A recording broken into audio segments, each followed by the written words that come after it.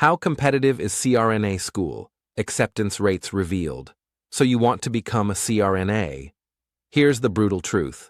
Duke's CRNA program accepts 7% of applicants.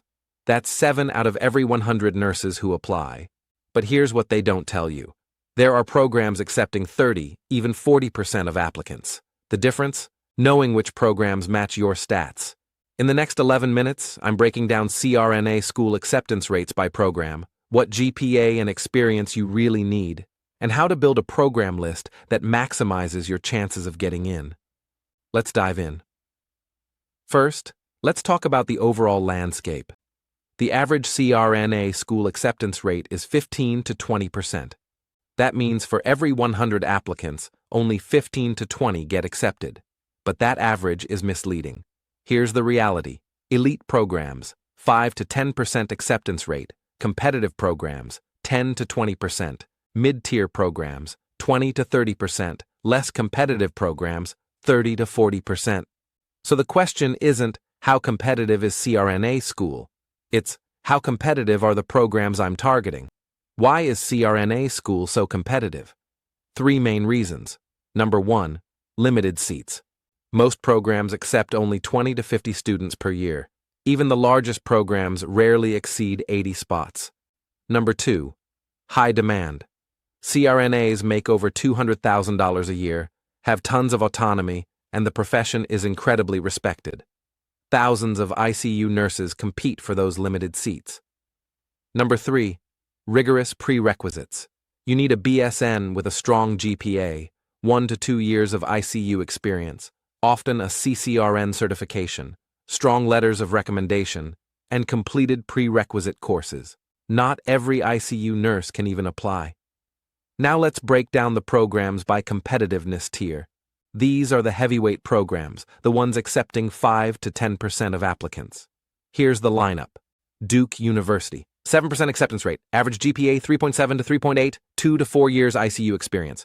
Johns Hopkins, 8%, GPA 3.75 plus, 3 plus years ICU. Columbia University, 9%, GPA 3.7 plus, 2 to 3 years ICU. University of Pennsylvania, 8%, GPA 3.7 plus, 2 to 4 years ICU. Rush University, 10% GPA 3.6 to 3.7, 2 to 3 years ICU. These programs receive 400 to 600 applications for 30 to 50 spots. They're insanely selective.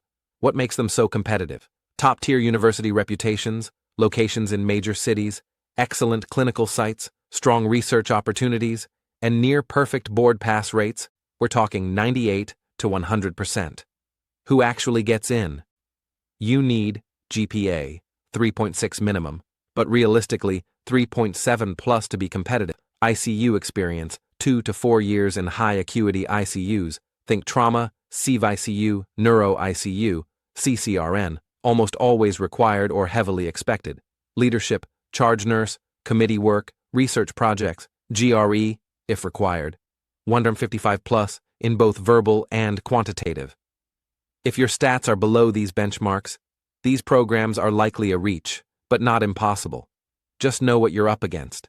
These programs accept 15 to 25% of applicants, still competitive, but more achievable for the average strong applicant.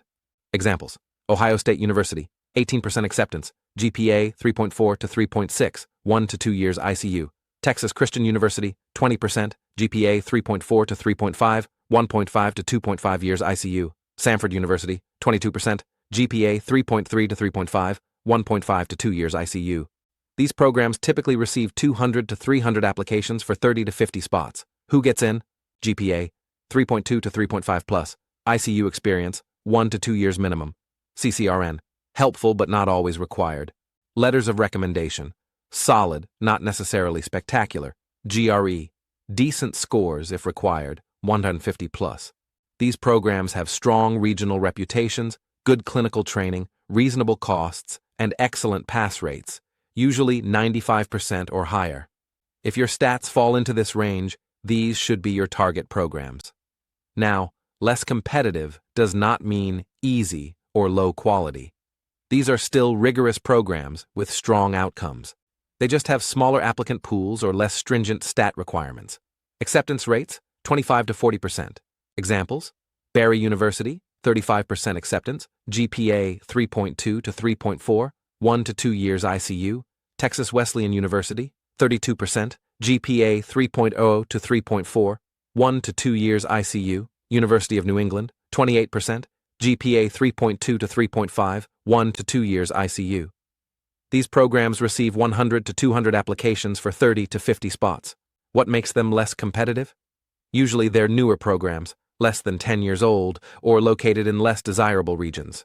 Some are private institutions with higher tuition, which naturally limits the applicant pool. Who gets in?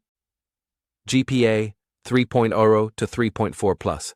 ICU experience, 1 year minimum. CCRN, not required, but helpful. Letters and personal statement, solid, professional. GRE, many don't require it. If your stats are below the mid-tier average, these programs should be your target and safety schools. Okay, let's get specific. What GPA, ICU experience, and certifications do you need? GPA breakdown, 3.8 to 4.0. Highly competitive. You can apply anywhere, including Duke and Hopkins. 3.6 to 3.79.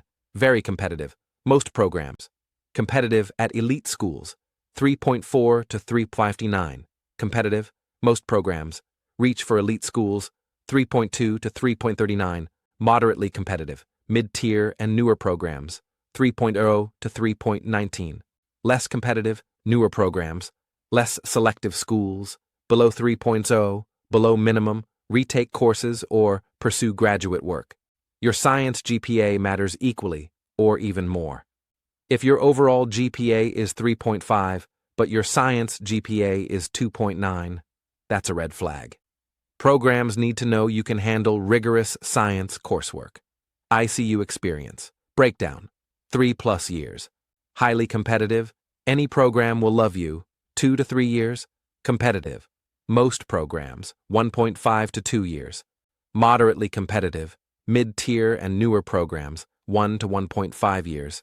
Minimum, newer programs only, less than 1 year. Below minimum, wait and gain more experience.